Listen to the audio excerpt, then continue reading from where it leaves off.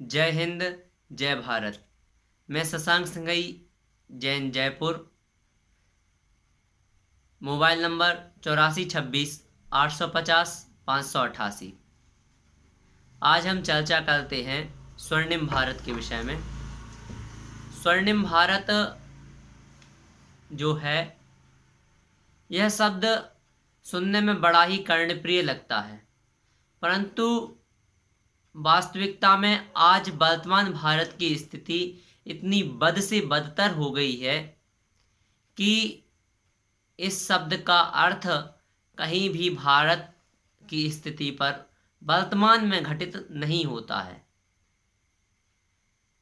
किसी ने कहा है कि भूतकाल के बारे में सोचकर खुश होना मूर्खता है और भविष्यकाल के बारे में सोचकर खुश होना भी मूर्खता है, क्योंकि व्यक्ति वर्तमान में ना जीकर भूत की बातों को सोचता है और भविष्य की बातों को सोचता रहता है और अपना समय बर्बाद करता रहता है।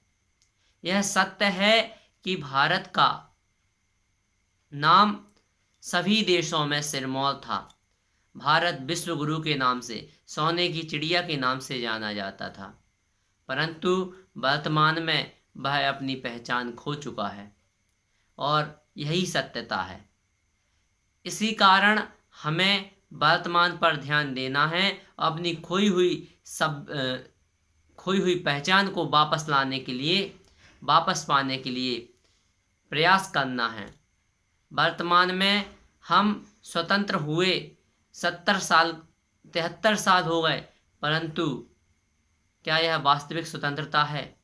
शारीरिक स्वतंत्रता तो हमारे पास है, शारीरिक रूप से तो हम स्वतंत्र हैं, परंतु हमारी मानसिकता अभी भी वही की वही बनी हुई है।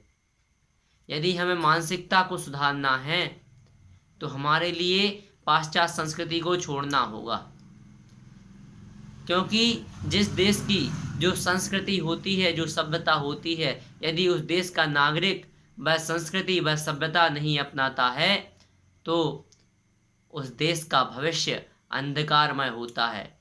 उस देश का गर्त में जाना निश्चित होता है, क्योंकि कहा जाता है जिसके पास सभ्यता और संस्कृति नहीं होती है वह पशुवत होता है, अर्थात पशु के समान होता है। इसीलिए हमारी जो सभ्यता है, जो संस्कृति है, हमें उसी में जीना चाहिए।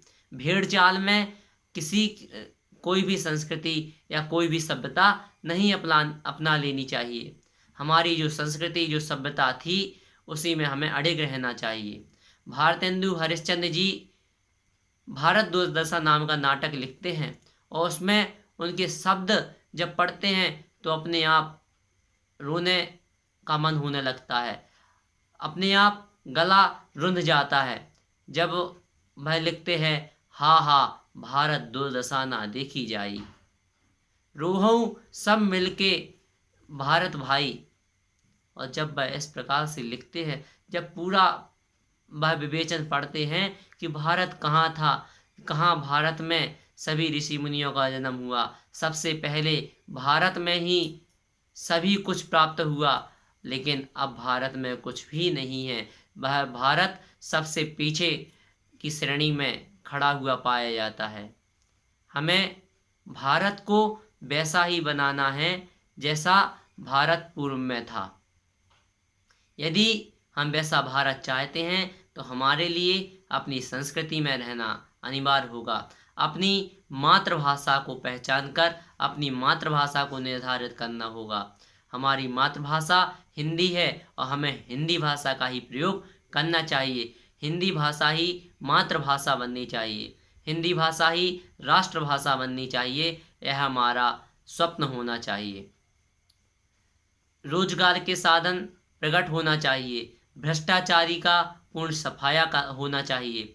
इसी प्रकार के अनेकों कार्य जो भारत को पुनः स्वर्णिम बनाने में हो सकते हैं, स्वर्णिम बनाने में सहभागी हो सकते हैं, वह कार्य हमें करना चाहिए जिससे भारत स्वर्णिम भारत बन सके। जय हिंद।